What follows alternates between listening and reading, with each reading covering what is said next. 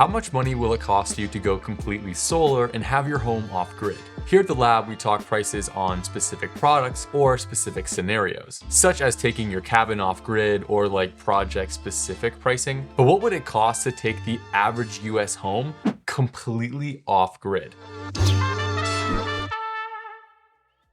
Welcome back to the lab where our opinions cannot be bought. Now, this video is tailored to people who have a bunch of space in their backyard or live on a large plot of rural property. Now, this is possible in a more urban setting, but to be honest, there might be a lot of equipment in your yard or it will be an eyesore to you and your neighbors. If you're building on a property that does not already have grid power, the utility company might charge you tens of thousands of dollars to bring you power to the site. Instead of spending that entire amount on grid connection, some or all of that money could be used to put towards a solar backup system. It might be a large investment right now, but once it's fully paid off, you have no utility bill. If by the end of this video you feel like this is all too much for you and you don't want to tackle this alone, we'll leave a link in the description that will take you to our solar company quiz that will set you up with a vetted solar company in your area. We'll also leave links and discount codes in the description for any products we talk about in this video to help save you guys some money. We also have some review videos on our channel of all the products we're going to talk about in this video, or most of them. So if you want to go check them out, they will also be down below.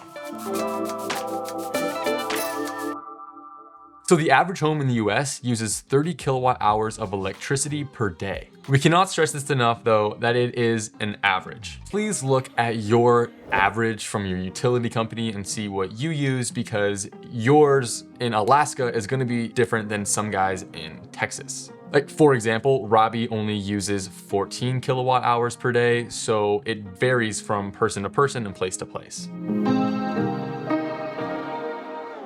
Now, we always recommend when building your system to start with your battery. We advise at least 3 days of runway, which means if it's cloudy, your panels are covered by snow, or just having downtime for maintenance, your batteries will supply you power for 3 days. So remember, the average US home uses 30 kilowatt hours of electricity per day, and if you have 3 days of electricity built up, that's 90 kilowatt hours. Some products we would recommend here are the EG4 314 amp hour indoor battery, or we call on the channel the 314 wall mount battery. Well, we've tested them here a lot at the lab and they're great batteries. They have amazing customer service and the warranties are great. The price before our code is $3,400. You would need 6 of these wall mount batteries to complete your 90 kilowatt hours of storage. Unfortunately, batteries are the most expensive part of your whole setup. So that means you're gonna spend like excess of $20,000 just on batteries, but they are the heart of your whole operation.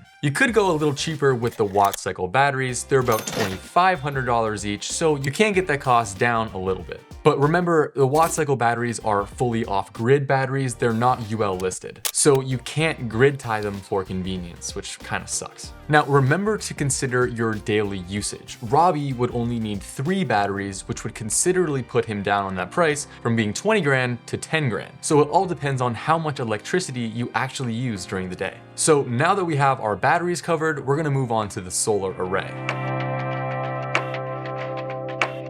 Typically, most places in the USA have like 4 to 5 peak sun hours during a 24-hour day. So what this means is the sun is nice and high, which basically means that your panels are running at their max output. So you always want to plan to fill your batteries during this time. The morning and the evening sun hours are just bonus. So in this case, we want to generate within that 5 peak sun hours, 30 kilowatt hours of battery, which equals roughly a 6,000 watt solar array. We're doing this because we use 30 kilowatt hours of electricity per day. That means that the sun is going to be able to replenish that usage throughout the day, so we always have full batteries. If you generate 6,000 watts per hour within those 5 hours of peak sun, you're going to get 30,000 watts of energy. And everything beyond that is a bonus because you still do get sun in the morning and in the evening. So picture it like this. The sun rises in the east and it sets in the west. In the morning, you're not going to have that much sun as it's rising.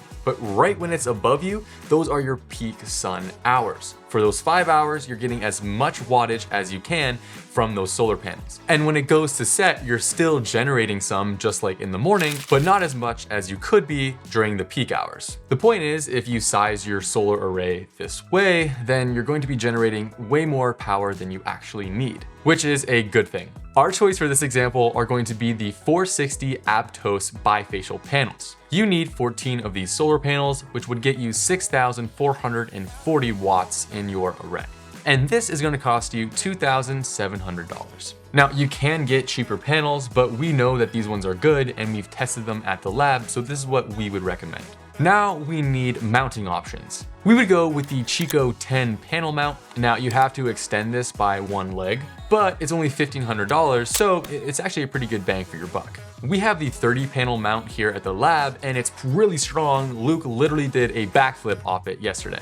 So you can also mount these on your roof. It's a lot less money, but you need to have a big roof. So now to summarize our current setup, we have 90 kilowatt hours of battery and 6,000 watts of solar panel. Now moving on to our inverter.